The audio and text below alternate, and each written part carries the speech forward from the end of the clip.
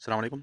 Basic algebra का ये lecture number 3 है। इस लेक्चर में आप लोग सीखेंगे base, coefficient and power with examples. तो चलिए आज की ये वीडियो शुरू करते हैं। बेस, कोफिशिएंट और पावर में आप लोगों को एक मिसाल के ज़रिए समझाता हूँ। फ़र्ज़ करें हमारे पास ये एक टर्म है 3x raise to the power 2। तो इस मिसाल में 3 जो है ये हमारे पास क्या है, बेस है, सॉरी कोफिशिएंट है। ये जो x है, ये जो x है ये हमारे पास क्या है, बेस है। और ये जो ऊपर 2 छोटा सा जो लिखा गया है इसको कहा जाता है पावर, या इसको एक्सपोनेंट भी हम कहते हैं। सही है, एक्सपोनेंट।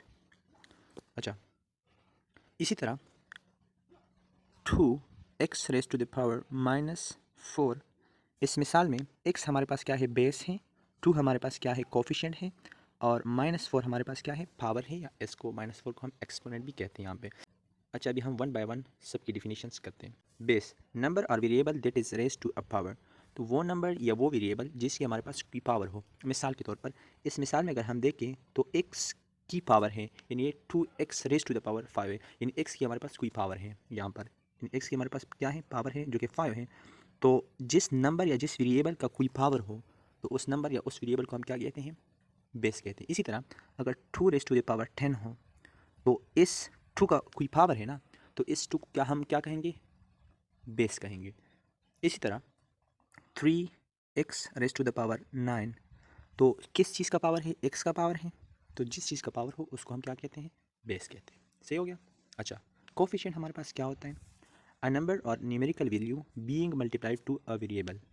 वो नंबर जो कि हमारे पास किसी वेरिएबल के साथ मल्टीप्लाई हुआ हो उस नंबर को हम क्या कहते हैं, कोफिशिएंट कहते हैं। मिसाल के तौर पर इस मिसाल में अगर हम देखें 2 हमारे पास किस चीज़ के साथ मल्टीप्लाई हुआ है, x के साथ मल्टीप्लाई हुआ है, या x raise to the power 5 के साथ मल्टीप्लाई हुआ है, तो इस 2 को हम क्या कहेंगे, कोफिशिएंट कहेंगे। इसी तरह 3 3y, तो ये 3 हमारे पास किस चीज़ के साथ मल्टीप्लाई हुआ है, इस तरह जब हम लिखते हैं तो इसका मतलब ये हुआ कि 3 मल्टीप्लाई बाय y। तो ये 3 हमारे पास किस चीज़ के साथ मल्टीप्लाई हो रहा है, y के साथ मल्टीप्लाई हो रहा है। तो इसी वजह से हम इस 3 को हम क्या कहेंगे, कोफिशिएंट कहेंगे। सही हो गया। इसी तरह -2z पावर 2, तो ये -2 हमारे पास किस चीज़ के साथ मल्टीप्लाई हो रहा है, z raise to the power 2 या z स्क्वायर के साथ मल्टीप्लाई हो रहा है। तो इस -2 को हम क्या कहेंगे, कोफिशिएंट कहेंगे। सही हो गया। अभी हम सीखते हैं पावर।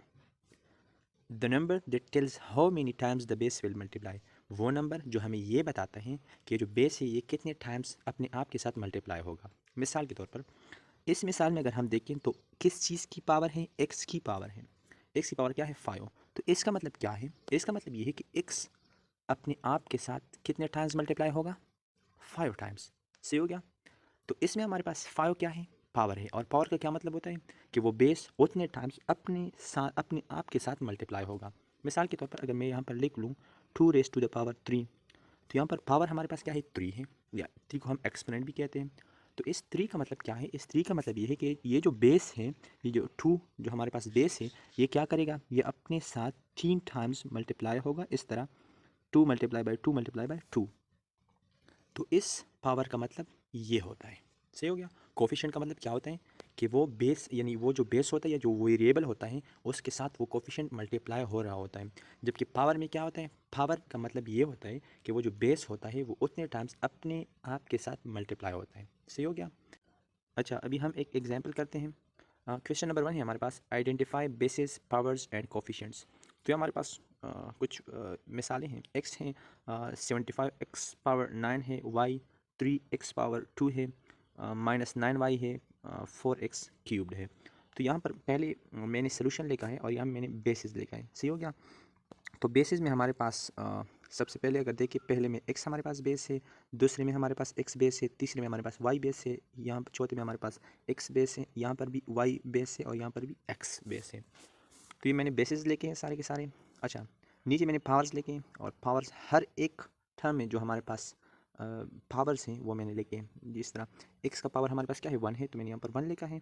तो इसमें हमारे पास 75x पावर 9 में हमारे पास पावर क्या है, 9 है, तो मैंने यहाँ पर 9 लिखा है। इसी तरह बाकी में 2 है, एक में 1 है, और लास्ट वन में हमारे पास क्या है, 3 पावर है। तो ये मैंने इसी तरह लिख लिया है। इसी तरह कोफिशिएंट में अगर हम देखें तो x का हमारे पास ये जो फर्स्ट है इसमें हमारे पास कोफिशिएंट क्या है, 1 है, तो ये मैंने यहाँ पर 1 लिखा है। यहाँ पर 75 कोफिशिएंट है, तो मैंने क्या लिखा है, 75 यहाँ पर लिखा है। इसी तरह y का कोफिशिएंट 1 है, तो मैंने यहाँ पर 1 लिखा है। इसी तरह 3x स्क्वायर का पावर हमारे पास, सॉरी कोफिशिएंट 3 है, मैंने 3 यहाँ पर लिखा है।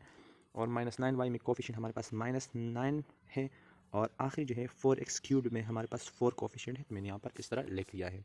अभी आप लोगों के लिए जो एक्सरसाइज है वो ये है, आप लोगों ने इस एक्सरसाइज को सॉल्व करना है और फिर मुझे भेजना है। सही हो गया? अच्छा, इंशाल्लाह नेक्स्ट लेक्चर में हम लोग सीखेंगे term, like terms and unlike terms with examples. तो इस लेक्चर को भी आप लोगों ने ज़रूर देखना है।